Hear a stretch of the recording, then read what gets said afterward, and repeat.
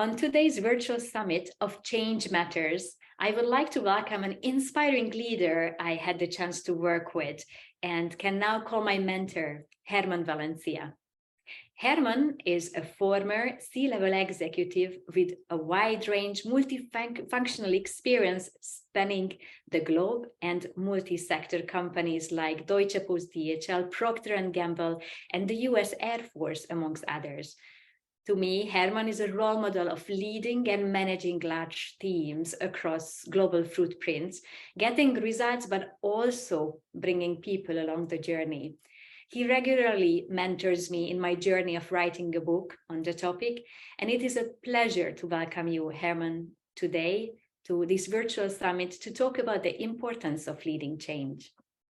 Thank you, Margit. It's a pleasure being here with you, and it's a pleasure to be helping you along your journey of becoming a book writer. Thank you, Herman. It is a fantastic opportunity for me to ask you a couple of questions that I have received so far from my readers. Some of them have asked me why change consultants can't lead a change and whether they should include a psychologist in their project teams. What do you think? That's a very interesting question. I believe that change leaders, in a way, are psychologists themselves. So I think you get into for the benefit of one. And as you're saying is, change leader, driving change or leading change is a very difficult topic. So there is no exact science for the topic. I think change is more of an art. So, the psychological part of it, fantastic, but as only one component of the multidimensional problem of leading change. What would you say to those change leaders who are really good at getting the results, but not so good with bringing people on their side? They might even say we are just not emotionally equipped enough to deal with resistance. What should they do? I think there's two pieces. First of all, every change has to have a vision or a point of reference where we're trying to get to. So I think a lot of leaders are equipped at defining that point of reference or that destiny where you're trying to drive an organization or a project or a team towards.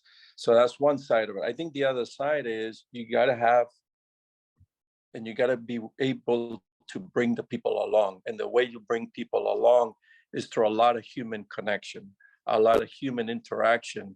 In these days where everything is becoming an electronic means, I think it's even more important to take a step back and at a human level that you're continuously testing and to verify that the people are coming along with you on the change journey.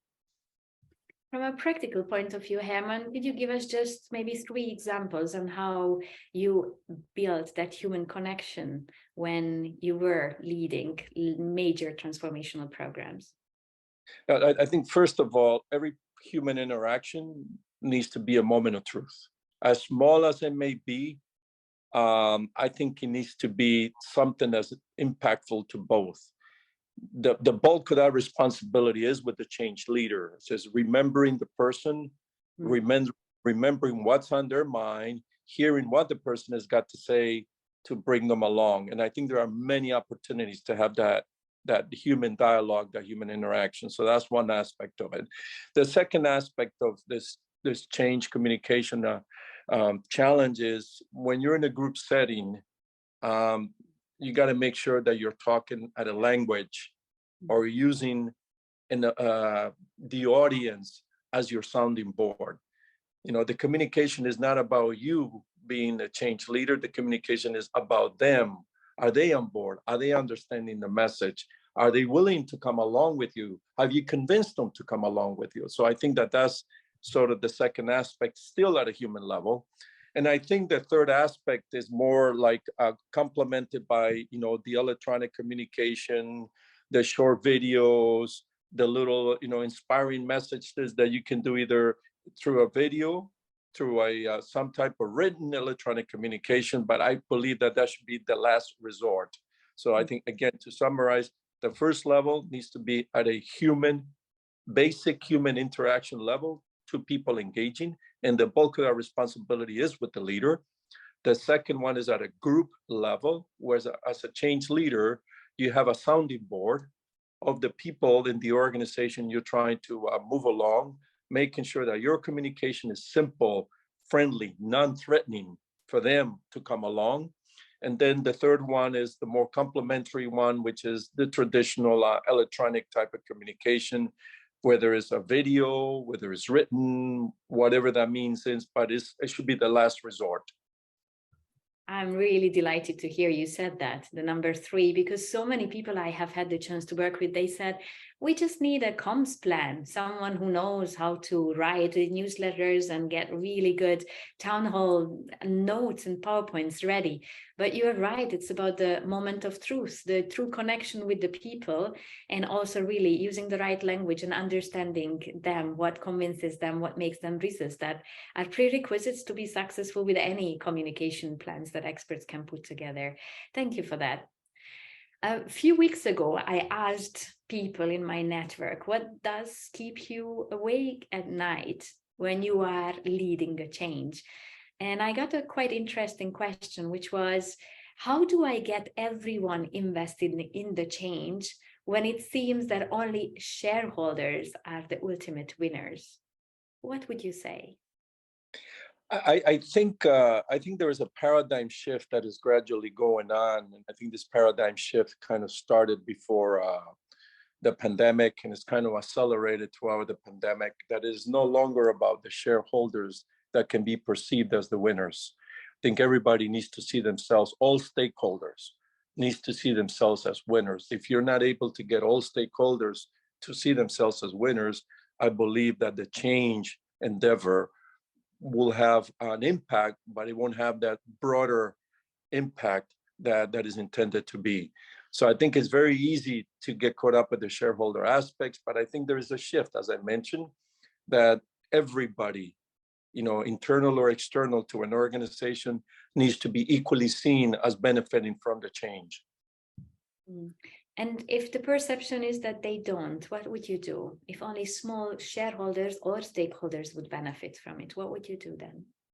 I think that requires an intervention. I think you need to step back and look at that. Well, why is that this group is only the one that's seeing the benefits and others don't? So it may mean that the change, back to the change communications plan, the change of communications plan did not take into sufficient consideration all the set of stakeholders, as small as they may be, whether it's internal or external. So you got a little bit of inequity that has going on throughout the change journey of the initiative. So you have to take, you may still have sufficient time to rebalance that. It is a common responsibility. So perception is reality, as we often say.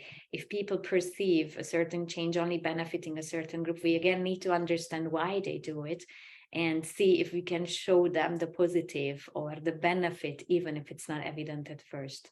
Thank you. I had the opportunity to lead a very large organization, and this organization had people physically located in 28 countries and had about 80 different nationalities.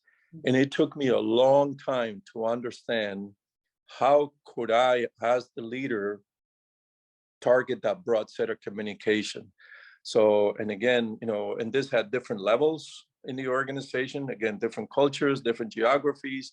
So I think it's a little bit of an art for you to figure out what is it about you as the change leader in your communication.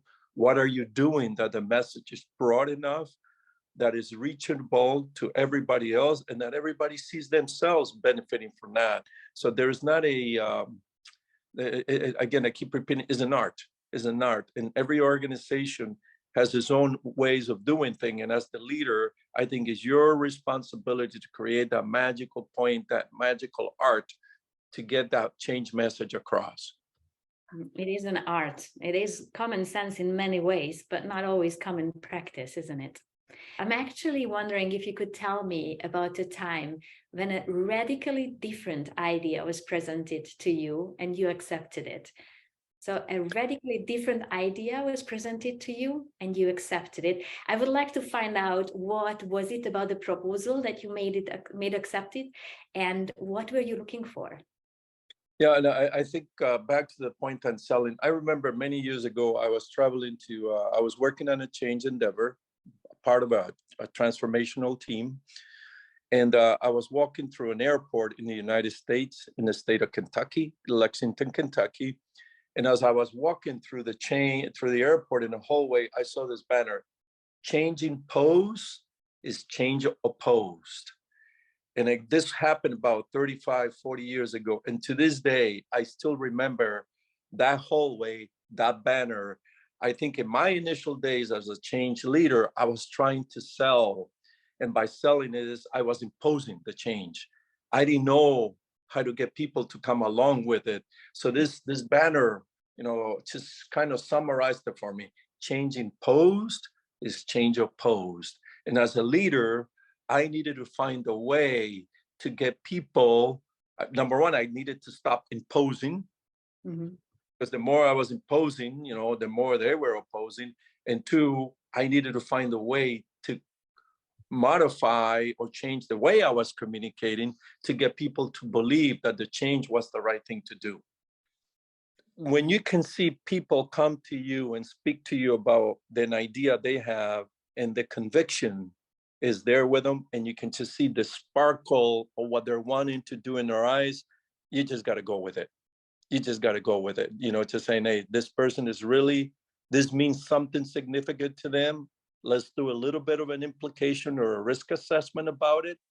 But, I think at that time, my role shifted to how do I help this person understand the implications of what their idea is so they can really think it through before I introduce it at a broader scale, because not every idea has its own merits. So you got to think of it, a positive idea needs to have a right moment and a right audience for it. So it's not a matter of the idea after the idea, right timing, right idea, wrong timing, wrong idea, right timing. So you're going to have to moderate that conversation. Is this the right idea? Is this the right timing to really make that idea go forward? Very fascinating. So you say that if I come to you, if I'm one of your program managers, change managers, and I come to you with a proposal that shows my absolute conviction this will make a difference, and you can see the sparkle in both the ideas and the people, you would likely say yes. Is that correct? I would likely say yes. And I would also ask another question just to make sure the person really stands behind the ideas.